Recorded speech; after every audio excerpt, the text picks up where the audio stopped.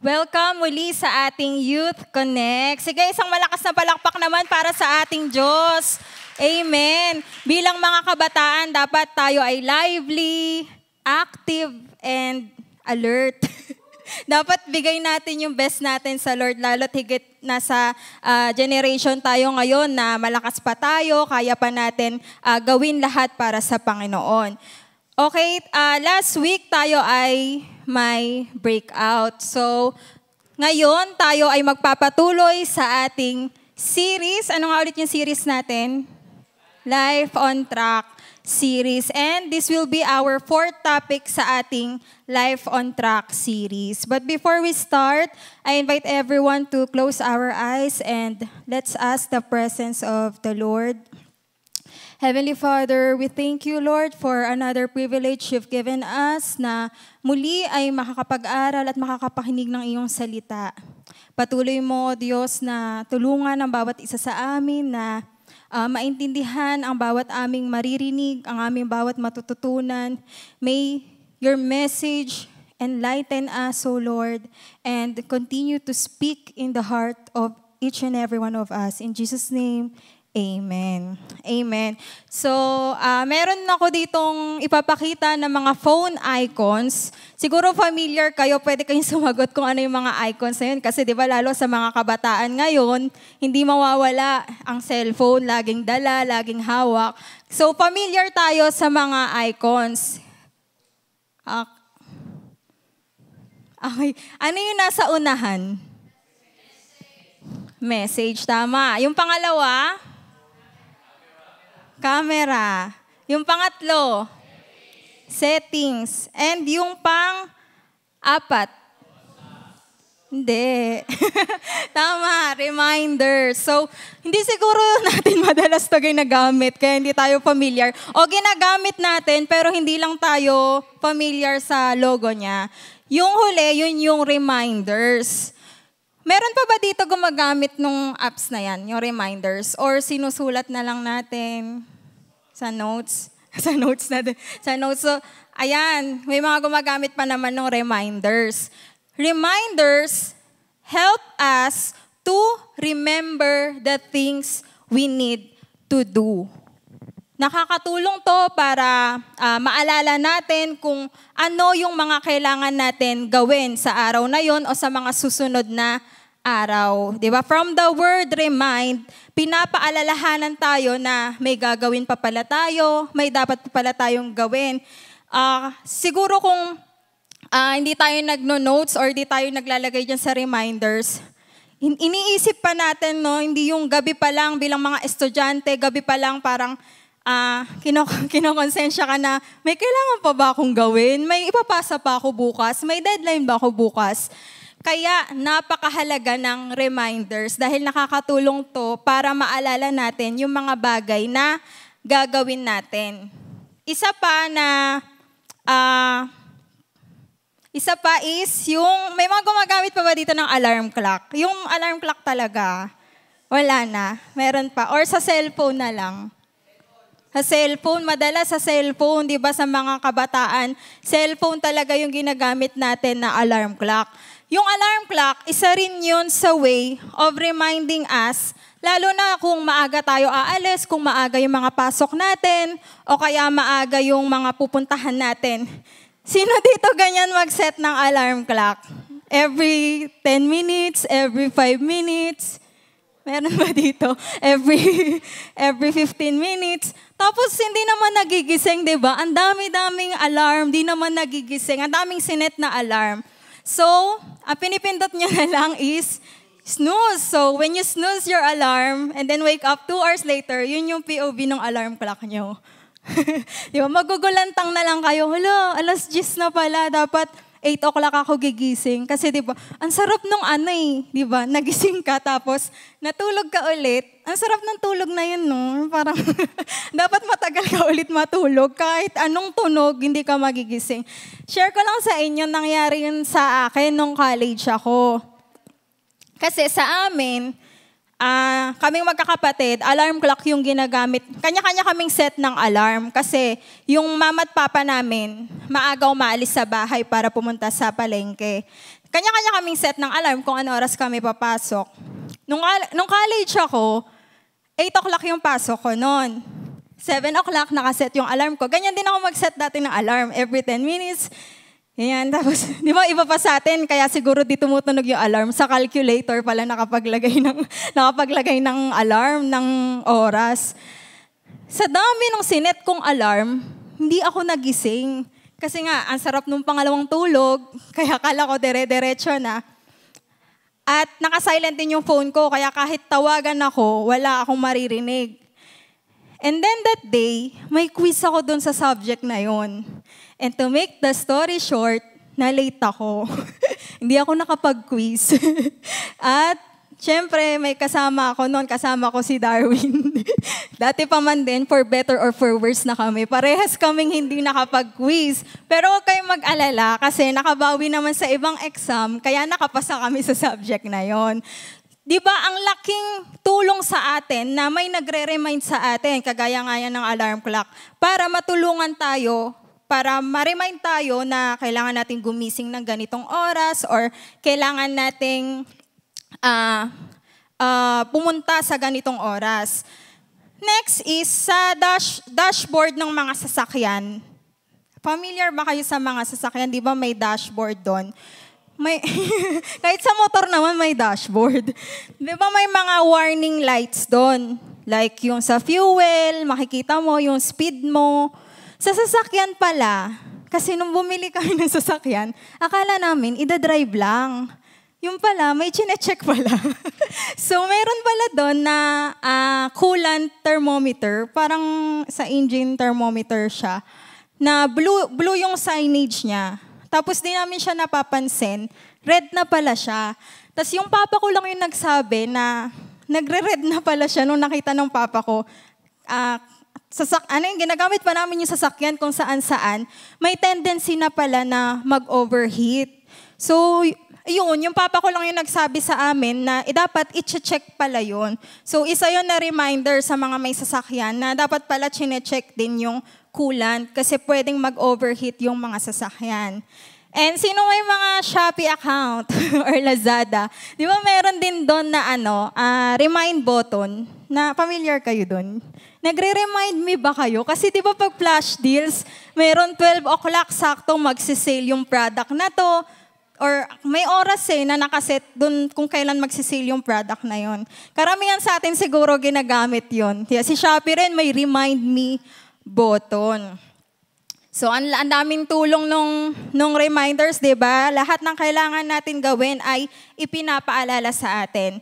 Next thing is reminders also help us to be organized. Help us to be organized. Sa isang araw, para maging organized, lahat ng gagawin mo, gagawa ka ng to-do list. Sino dito gumagawa pa ng mga to-do list nila? Kaya lahat naman, di ba, sa mga estudyante, sa mga nag-work, sa mga lahat kailangan ng to-do list kasi para organize yung bawat gagawin mo kada araw. Sino ba dito yung yung bahala na lang kung ano yung maisip niyang gawin? Meron pa ba? Yung kung ano na lang yung maalala kong gagawin, yun na lang. Diba? Parang hindi kasi organize yung gano'n na may mas mahalaga ka palang gagawin, inuna mo yung naalala mong gawin. Next thing is, reminders help us to refocus. Saan natin madalas marinig yung salitang focus? Sa camera. Sa camera, diba, kapag kumukuha ka ng picture at hindi nakafocus, may tendency na mag-blurred yung subject, di po ba? Okay. Katulad sa atin, sometimes or most of the time, we need to refocus ourselves. Lalo na kung dumating tayo sa punto na nawawala na tayo sa track. Tanungin natin yung sarili natin. Do I need to refocus? What do I desire? What are the things that really satisfy me? Align ba ito sa gusto ng Diyos? Align ba ito sa plano ng Diyos? Align ba ito sa purpose ng Diyos sa buhay mo? Ngayon, alamin natin kung ano pa ba yung mga bagay na nilulook back pa natin na pwedeng mag-cause para ma-out of focus tayo, na pwedeng mag-cause para hindi natin maganap yung kalooban ng Diyos sa ating buhay at na pwedeng ma-loss on track tayo. These are the things that we are still looking back. Pag-usapan natin, una ay yung past. Hala, past is past na nga pag-uusapan pa. Di ba dapat din na pinag-uusapan yan, Ate Joyce? Bakit pag-uusapan pa natin ngayon? So, hindi yan tinutukoy dyan is hindi lang naman yung past, di ba? Hindi lang sa mga love life, sa mga ex-boyfriends or girlfriends nyo. Pwede rin yan sa mga dati nating buhay, yung dati nating buhay. Past can be a good teacher. Lahat ng nararanasan, lahat ng nangyayari sa buhay natin ay magagamit natin as we walk towards our future. Our past will not define our future because people change. Tama no, kung sino ka dati, hindi ibig sabihin ganon ka pa rin ngayon. Life is a matter of choice. Who you are today is a result of your decision in the past. Kung sino ka man ngayon ay nakadepende sa kung papaano ka nagre-respond sa nangyari sa buhay mo. And if you are still dwelling in your past, you will not be able to move forward. For example, nakagawa ka ng mali. Imbis na i-justify mo yung sarili mo, bakit hindi ka na lang magpakumbaba? Ba't di ka na lang humingi ng tawad, tapos baguhin mo yung sarili mo? You know, it doesn't matter how you start. Kasi wala ka nang magagawa dyan eh. But how you end it will depend on you. And you have control on it. You have the control on it. Sa mga business, di po ba, sa mga unang taon, sino dito may mga business? Meron na dito sa atin, no? Sa mga kabataan na kasama natin ngayon, may mga businesses. Di ba sa mga unang taon natin, wala pang masyadong bumabalik na profit. Kasi nagre-recover pa lang sa mga gastos. But as the year goes by, mas nagiging profitable na yung business. At unti-unti, makakabawi na. Kung susuriin yung mga unang taon, masasabi mo na business is not doing well. Pero kung magiging maayos ang pamamalakad nung nagmamay-ari nito, at di ito madi-discourage, at the end, magiging successful yung business. Philippians chapter 3 verses 13 to 14. Basahin po natin. Brothers, I do not consider that I have made it my own. But one thing I do, forgetting what lies behind and straining forward to what lies ahead, I press on toward the goal for the prize of the upward call of God in Christ Jesus. Amen. Kung pipiliin mong magbago, babaguhin ka ng Panginoon. When you decide to change, you will see things differently, you will hear things differently, and you will be a new creation. Sabi, di ba sa 2 Corinthians chapter 5 verse 17, therefore, if anyone is in Christ, he is a new creation. The old has passed away. Behold, the new has come. Amen. Pangalawa is comfort zone. Comfort zone, isa yun sa mga bagay na nilulook back pa natin na maaaring makaapekto sa atin na ma-out of focus sa plano ng Diyos sa ating buhay. Comfort zone is a place or situation where one feels safe or at ease and without stress. Wow, ang sarap pakinggan, no? Feel safe, at ease, without stress. Sino dito gustong ma-experience yan? Siguro lahat naman tayo, diba? Gusto natin yan ma-experience. Gusto ng stress-free na buhay at environment.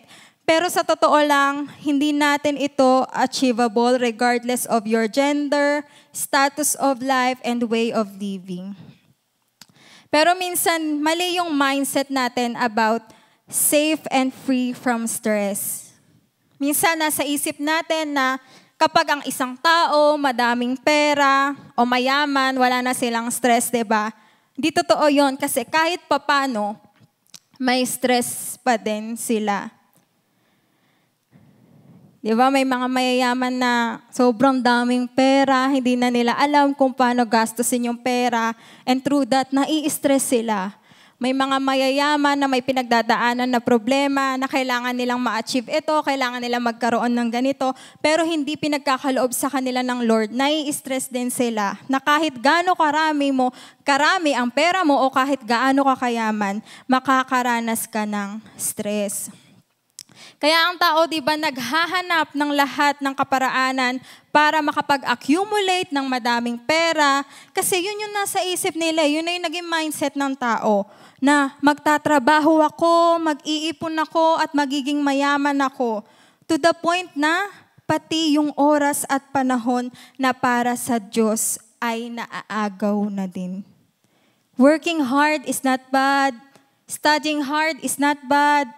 Being rich is not bad, but despite this effort, you put your trust and be at peace with God. Amen?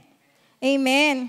We desire a life that is free from stress, troubles, and difficulties. But God has different desire for us. He wants us to be at peace even when we are in the midst of stress, troubles, and difficulties. Youth, wag sana tayong maging katulad ng mga Israelita na konting problema lang, nagrereklamo agad, na mas gugustuhin pa nila na magpaalipin para sa comfort na maibibigay sa kanila ng Egypt. Na mas maganda pa sa Egypt, sa may mga karne, hindi sila magugutom. Hindi nila nakita na kung kaya ng Diyos na i-deliver sila sa Pharaoh, sa kamay ng Pharaoh, hindi sila pababayaan nito na magutom at mamatay sa ilang. In reality, hindi tayo exempted. Pero tamaan man tayo ng problema, humarap man tayo sa pagsubok, mapayapa tayo. At alam natin na malalampasan natin ito dahil kasama natin ang Diyos. Amen? Amen. 2 Thessalonians 3:16, now may the Lord of peace Himself give you peace at all times, in every way. The Lord be with you all. Applicable din ito sa paglilingkod natin sa Diyos. Minsan, masyado tayong familiar na sa ginagawa natin at ayaw na natin gawin yung ibang bagay. Okay na ako dito. At least may ministry akong kinabibilangan. Okay na ako dito kasi part na ako ng ganito. Okay na ako dito. Na kahit ikaw mismo, alam mong kaya mong gawin, pero ayaw mo lang gawin kasi satisfy ka na nga sa kung anong ginagawa mo para sa Diyos. Lagi natin tatandaan, youth, na kung ano ang ginagawa natin para sa Diyos ay kulang pa sa lahat ng ginawa niya para sa atin. Kaya kung tayo ay magde-desire, kunin natin to desire to improve our service to God. Amen? Amen. Kaya mapalad tayo na ngayon, nandito tayo, at tayong lahat ay ginagamit ng Diyos. Kaya naman, gawin natin ang lahat upang mabigay natin ang pinakamainam para sa Diyos. Pangatlo, people, yung mga tao sa paligid natin, people that surrounds us, had a great impact in our lives. Kung ano yung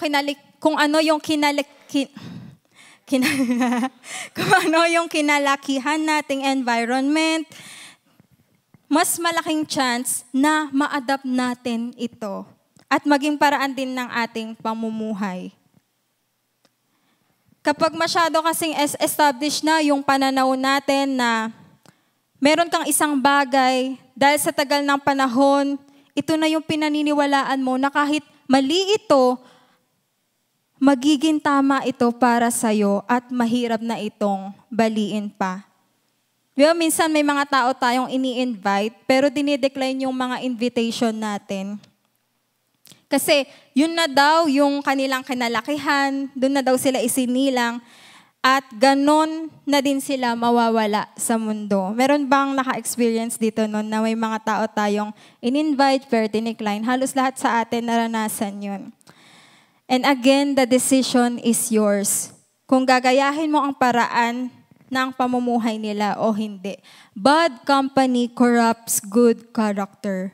And you need to be very careful when choosing your friends.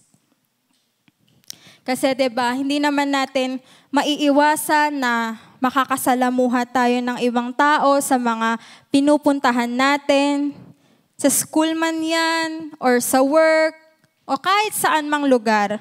'Di ba, sobrang daming tao na nakakasalamuhan natin araw-araw, tama? Yes, at kung hindi tayo firm sa pinaniniwalaan natin, ay madali tayong madadaya. Pang-apat is desire. Our own desire. Ano nga ba yung desire? Strong feeling to have something or something to happen. Yung pagkakaroon ng mga bagay na gusto mo ay hindi masama. Lalo na may kakayahan ka, may trabaho ka. Kaya mo ma-afford yung mga bagay na yon. Gusto mo tong bilhin, why not? 'Di ba? May opportunity ka naman. Gusto mo pumunta sa lugar na ito, gusto mong puntahan yung lugar na iyon, gusto mong ma-experience, maaari mong gawin dahil may kakayahan ka. Pero kung may desire ka sa mga ganong bagay, may desire ka sa mga bagay na ino-offer ng mundong ito, desire also to push your life beyond to what this world offers.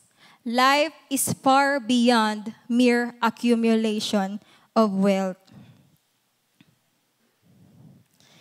Hindi tayo mabubuo ng mga bagay na gusto lang natin. Hindi tayo mabubuo ng mga bagay na meron tayo. Mas magiging mahalaga ang buhay na mayroon tayo kung alam naman natin kanino ba tayo sumusunod, kung alam naman natin na kung sino ang naghahari sa buhay natin. Amen? Amen. Although God wants us to have an abundant life, pero hindi yan ang purpose natin kung bakit tayo nandito ngayon. Our purpose is to serve God. Our purpose is to offer our lives pleasing and acceptable to God. And kapag nagawa natin ito, everything will follows. Amen. Ang tanong, sige, tanongin mo yung katabi mo. Kahit kalabitin mo.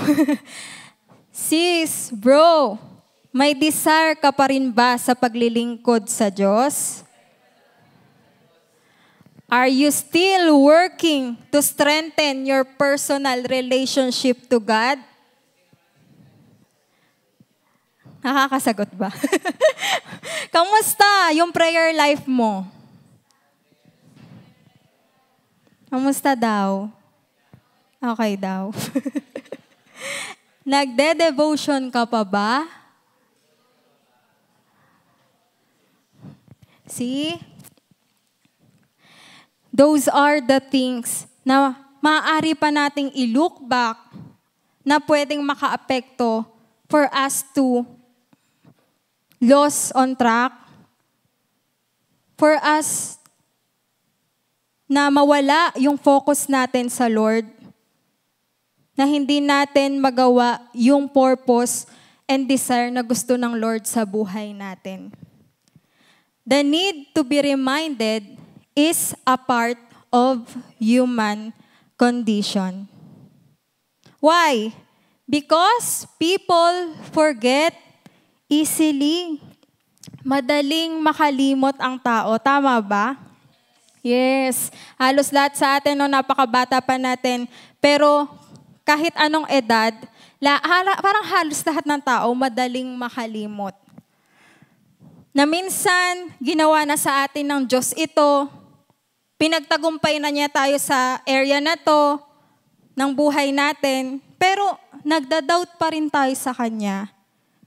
Hindi tayo pinagkukulang ng Diyos, hindi tayo pinapabayaan ng Diyos, pero ang problema ng tao, nagda-doubt pa rin tayo sa Kanya. Day by day, it is a constant challenge for us not to look back. We are constantly reminded not to turn back because we forget.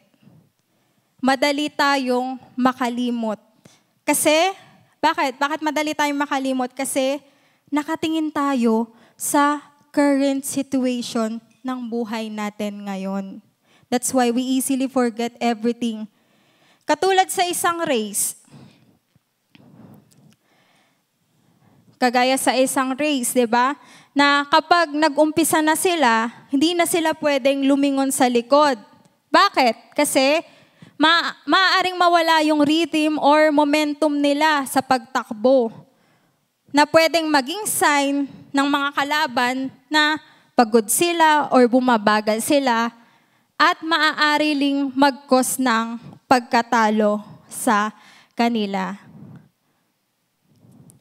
Let this be a reminder to us then, mga kabataan, that once we look back to all the things na maaaring makaapekto sa buhay natin, lalo tigit sa spiritual life natin, maaari tayong matalo. Let's end this with a story. Let's read Luke chapter 17, verse 32. Remember Lot's wife.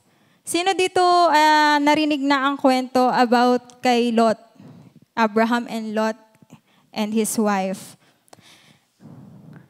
This is one of the shortest verse in the Bible, but one of the powerful reminder to us.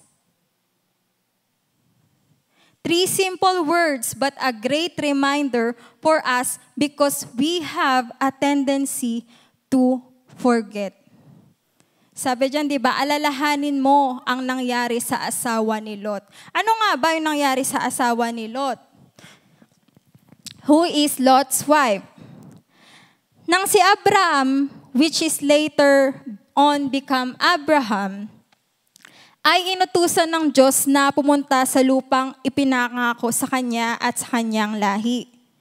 Sumunod si Abram at sinama niya ang kanyang pamangkin na si Lot.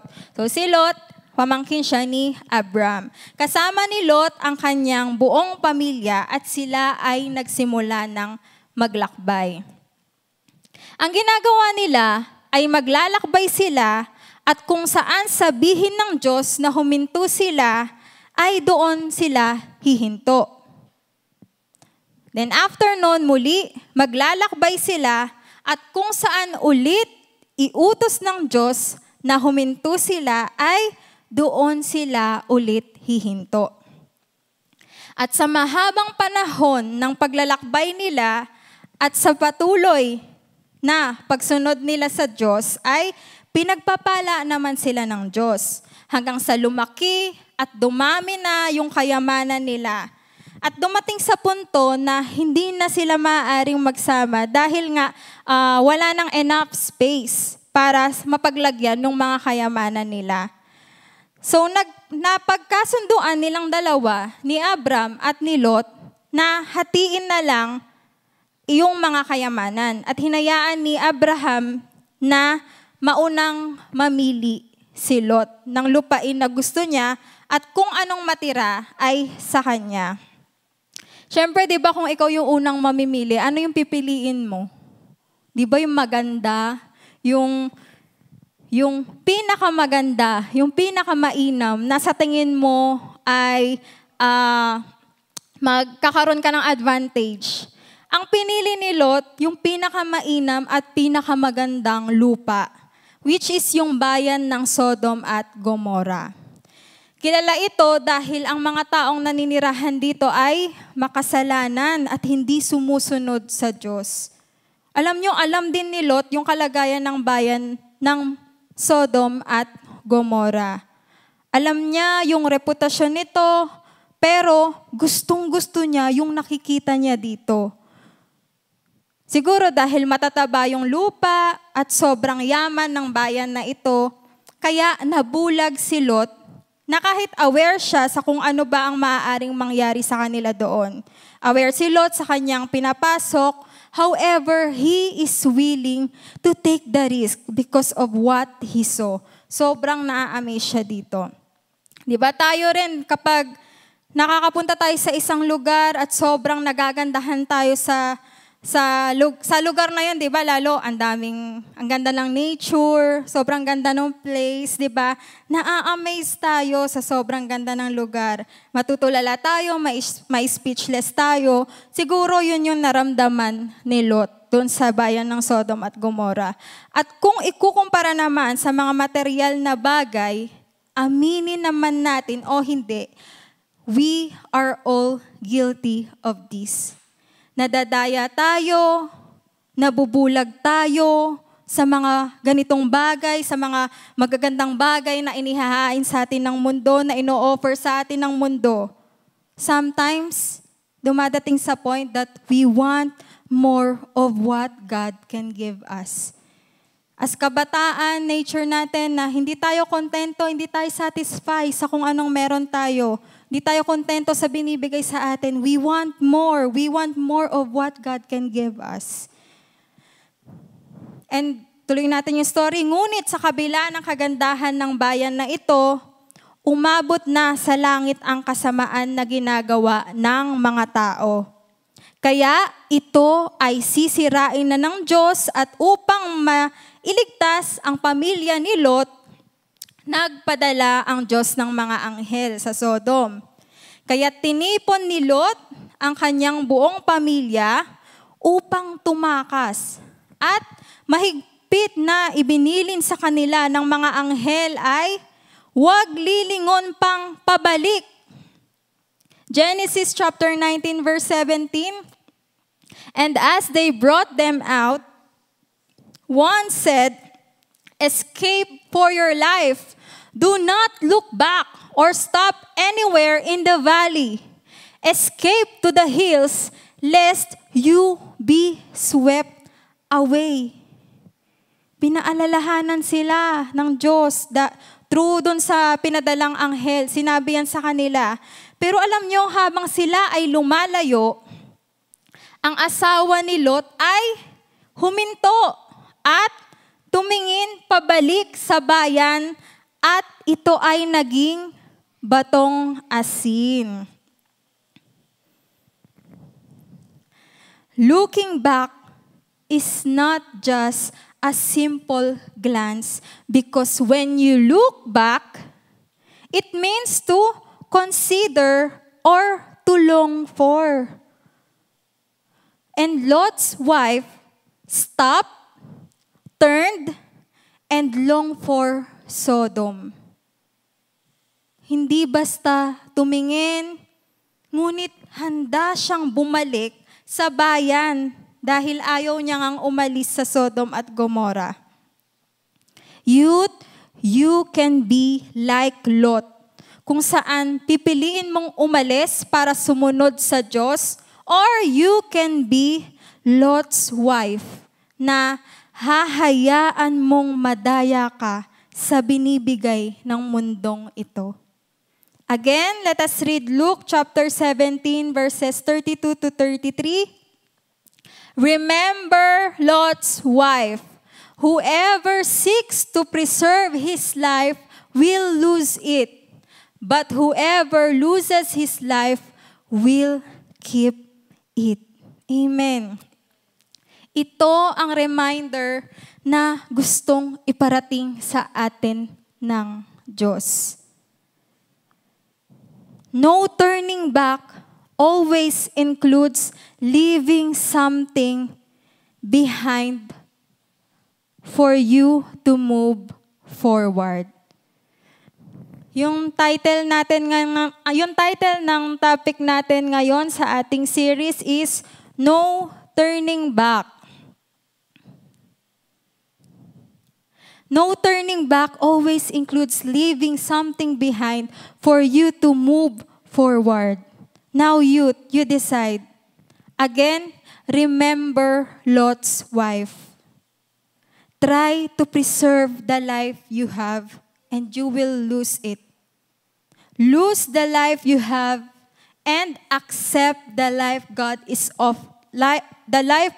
offering to you, and He will preserve you forever. Amen? Amen. Ngayon, isipin mo where you are looking at. Andito tayo sa mundo kung saan dinadaya tayo sa tunay na kaligayahan at kasiyahan. Araw-araw tayo ay nakikipaglaban kung ano ba ang pipiliin natin. Lumakad ba papalapit ng papalapit sa Diyos? O lumakad papabalik ng pabalik sa mga bagay na nakakasira sa ating buhay? Lalo kapag dumadanas tayo ng mga pagsubok, ang casualty ng storm, yung faith natin. Ang naaapektuhan yung faith natin. Na imbis yung problema o pagsubok yung dapat nating bitawan, yung faith yung binibitawan natin. At dadating sa point na tatalikod tayo, babalik sa dating buhay, kasi matindi yung problema na pinagdadaanan natin. Ihinto yung pag-attend sa church kasi matindi yung problema na pinagdadaanan natin. Aalis sa ministry na meron tayo kasi matindi yung problema na pinagdadaanan natin. Ihihinto ang pagsuserve sa Lord dahil matindi ang problema na pinagdadaanan natin.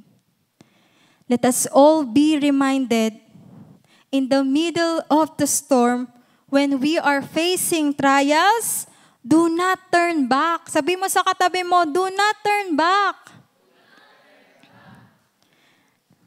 At alam nyo youth, kung alam nyo sa sarili nyo na you have a personal relationship sa Lord, huwag ka nang bumalik pa sa mga bagay na alam mong makakasira pa ulit sa buhay mo. Huwag ka nang bumalik pa sa mga bagay na alam mong nawawala ang focus mo sa Lord.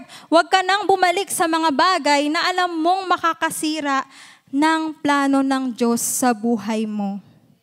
Amen. You've already chosen and decided to follow Jesus, right? Right. No turning back. Again, sabihin sa katabi, no turning back, kapatid. No turning back. Diba, magkakasama na tayo dito eh. Magkakasama na tayo nagfe-fellowship. Magkakasama tayong naglalaro. Diba, ang saya natin maglaro. Magkakasama tayong nagsaserve sa Lord. Magkakasama tayong nagpupuri sa Panginoon. Diba, bakit ka pa tatalikod? Bakit ka pa babalik sa dati mong buhay na maaaring makasira sa'yo? At kung ngayon na alam mong na nag-uumpisa ka na to turn back or to look back, dahil dumadanas ka nga sa mga problema o sa mga pagsubok, if ever you are in this kind of situation, just go back.